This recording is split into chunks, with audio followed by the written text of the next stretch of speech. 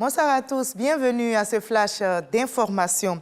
Le nouveau président de la Confédération générale des entreprises de Côte d'Ivoire, Ahmed Cissé, a été reçu par le président de la République, Alassane Ouattara. Il a été élu en novembre dernier à la tête de la CGC pour un mandat de 3 ans. Et le patronat ivoirien qu'il préside désormais est reconnaissant au gouvernement pour les actions en faveur du secteur privé. La CGC s'engage à s'impliquer pour la réussite du plan national du développement. Viviane Aimé. Élu le 30 novembre 2022 comme nouveau président de la Confédération générale des entreprises de Côte d'Ivoire, la CGC, Ahmed Cissé a été reçu ce jeudi 2 février par le président de la République Alassane Ouattara au palais présidentiel. Il était accompagné de son prédécesseur Jean-Marie Akka à cette rencontre. Le président de la République a prodigué ses félicitations au patronat ivoirien et a exhorté le secteur privé ivoirien à prendre toute sa place dans l'économie nationale. Je viens de recevoir les dirigeants du patronat de Côte d'Ivoire avec beaucoup de plaisir. Le président sortant, mon jeune frère Jean-Marie Akka, et le président élu Ahmed Cissé, que mon jeune frère, je les connais tous les deux très bien. Je sais qu'ils font un excellent travail et je leur ai dit, comme par le passé, que pour moi, le secteur privé doit être le moteur de la croissance et le secteur privé par les Ivoiriens.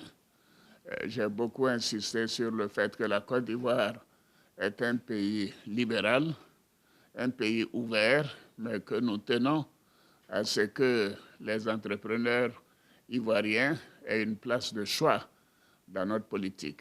Donc nous travaillerons à cela ensemble. Je les connais, je sais qu'ils sont très compétents, très engagés, et ceci est nécessaire non seulement pour les investissements et les exportations, mais également pour la création d'emplois. La Côte d'Ivoire a des critères macroéconomiques particulièrement bons depuis quelques années. Ça, c'est grâce aussi à vous, messieurs, le secteur privé, qui fait un excellent travail, qui paie ses impôts, qui emploie des jeunes gens, et je compte beaucoup sur vous pour que cela puisse continuer. Le nouveau président de la CGC est un homme d'affaires aguerri, administrateur de plusieurs sociétés et fondateur d'entreprises. Yamoussoukro se prépare à vivre un grand événement le 8 février prochain. Il s'agit de la cérémonie de remise du prix UNESCO Félix Houphouët-Boigny pour la recherche de la paix.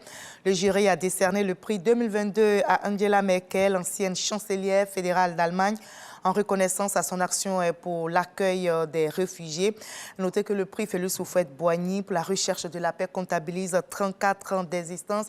On parlera donc de ce sujet dans le dossier politique ce soir.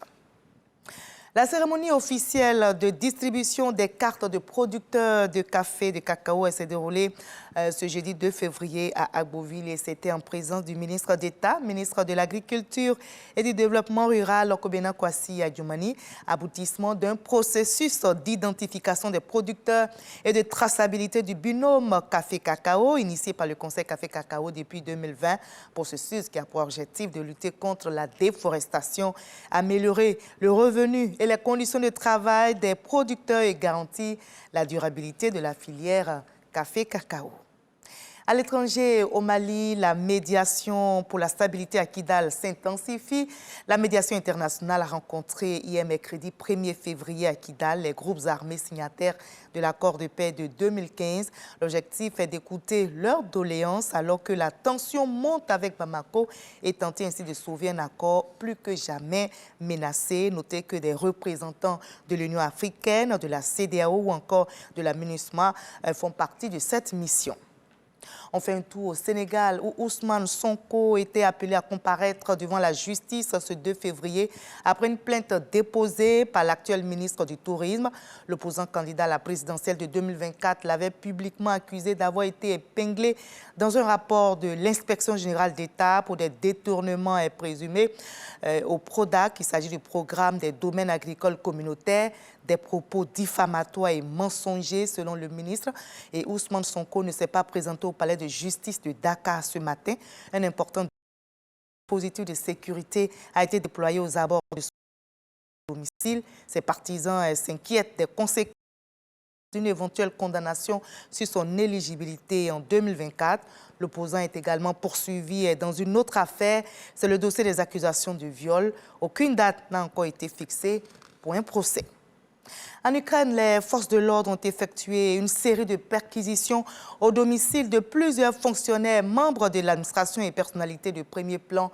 Une opération main propre qui intervient juste avant la tenue d'un premier sommet Ukraine-UE, au cours duquel Kiev espère voir se dessiner un avenir européen.